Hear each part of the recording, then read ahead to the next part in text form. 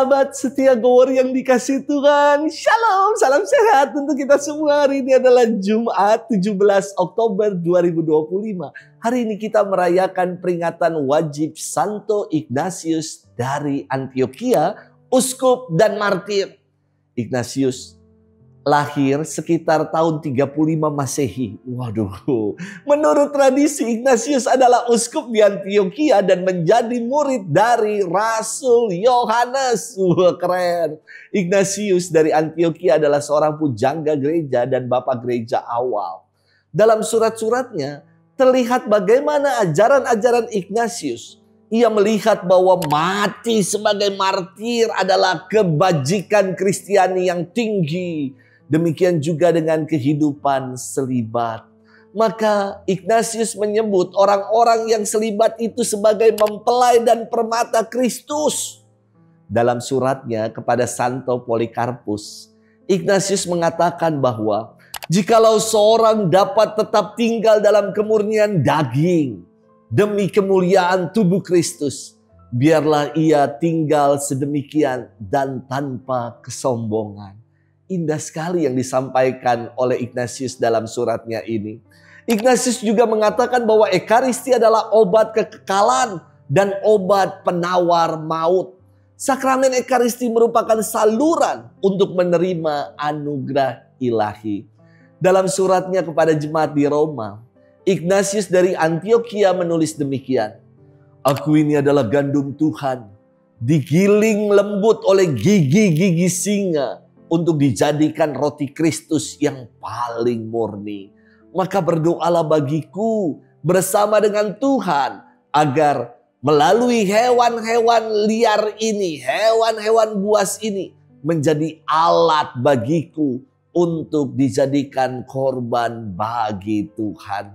Menurut tradisi, Ignatius menjalani kemartirannya dengan dihukum mati pada 6 Juli tahun 108 dengan dibuang ke dalam kandang singa dan dijadikan makanan bagi singa-singa buas itu. Hari ini kita akan bersama-sama merenungkan firman Tuhan yang diambil dari Injil Lukas 12 ayat 1 sampai dengan 7. Kita siapkan hati kita. Haleluya, haleluya, haleluya.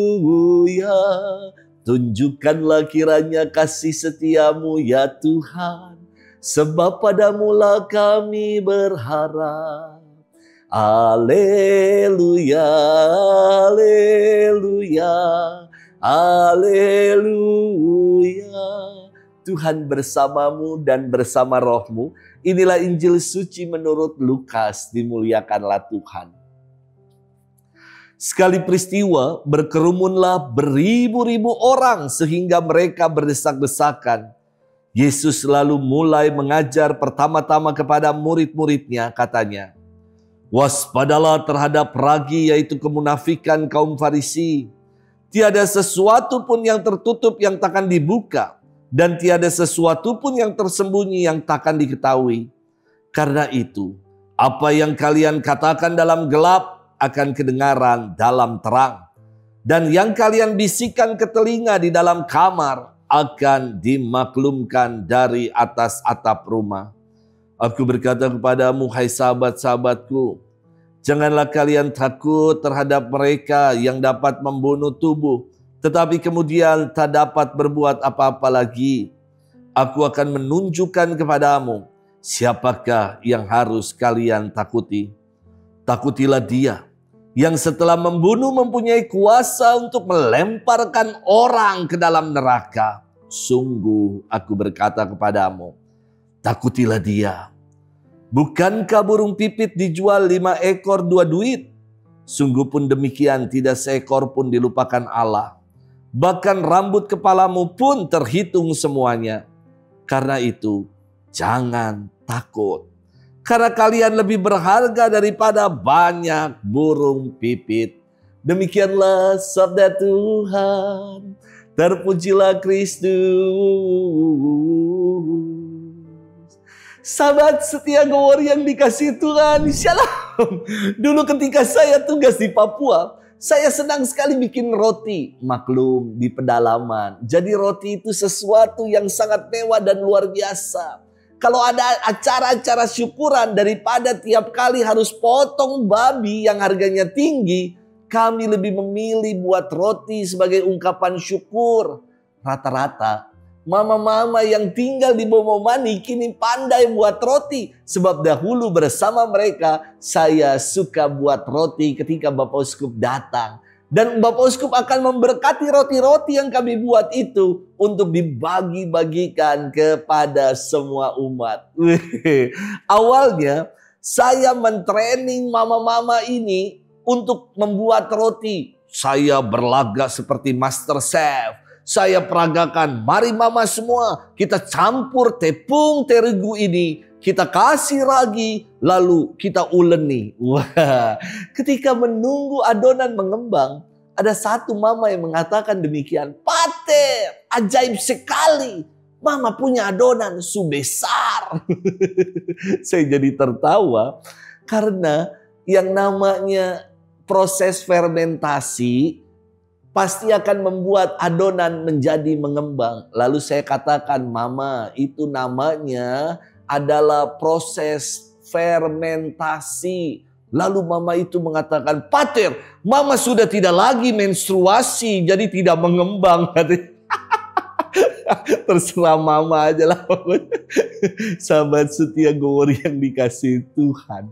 Dalam firman hari ini, serial kecaman Yesus kembali ditujukan kepada kaum Farisi. Ia bersabda, "Waspadalah terhadap ragi," yaitu kemunafikan kaum Farisi. Yesus mengibaratkan kemunafikan orang-orang Farisi seperti ragi. Sedikit saja dicampurkan dalam adonan, namun dapat membuat adonan menjadi mengembang dan membesar. Kemunafikan itu juga sedikit-sedikit, tapi lama-lama jadi bukit.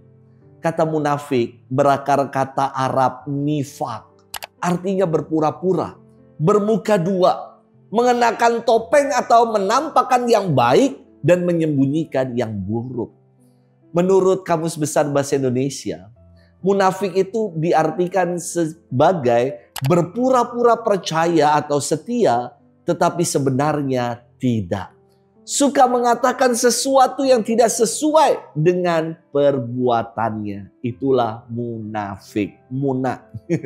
Sahabat setia yang dikasihi Tuhan, sikap munafik yang dikecam oleh Yesus dengan mengatakan, tiada sesuatu pun yang tertutup yang takkan dibuka. Dan tiada sesuatu pun yang tersembunyi yang tidak akan diketahui. Maknanya jelas. Allah Maha tahu. Dan bahkan seluruh rambut di kepala kita ini terhitung jumlahnya.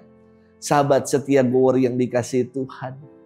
Sikap mendua hati, munafik, berpura-pura dalam hidup beriman merupakan persoalan yang perlu kita sikapi. Iman yang tanpa perbuatan nyata atau sekedar mengenakan topeng-topeng saja, topeng kebaikan, adalah iman palsu atau iman imitasi. Iman yang demikian pasti tidak akan menjadi berkat dan berbuah dalam kehidupan. Ketulusan dalam beriman dan keyakinan teguh pada Allah merupakan corak iman yang sejati yang akan menjadi berkat dan berbuah lebat dalam kehidupan. Semoga iman yang macam itu yang mau kita perjuangkan. Selamat bermenung. Tuhan memberkati kita semua, Bapa dan Putra dan Roh Kudus. Amin.